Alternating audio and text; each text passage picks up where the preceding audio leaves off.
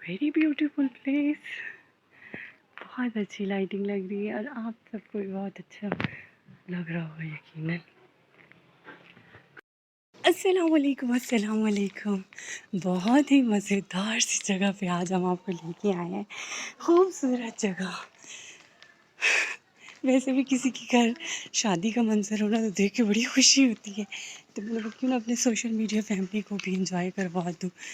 So I hope you are enjoying this lighting, very beautiful. कैमरे की आँख उतना अच्छा कैप्चर नहीं कर पा रही जितनी अच्छी ये डेकोरेशन लग रही है, लेकिन बहुत प्यारी, बहुत प्यारी, बहुत आला। वंस अगेन वाह,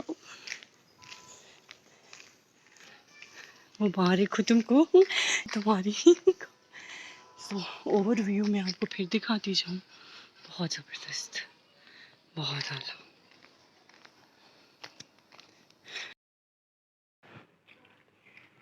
वेरी ब्यूटीफुल प्लेस, बहुत अच्छी लाइटिंग लग रही है और आप सबको भी बहुत अच्छा लग रहा होगा यकीनन।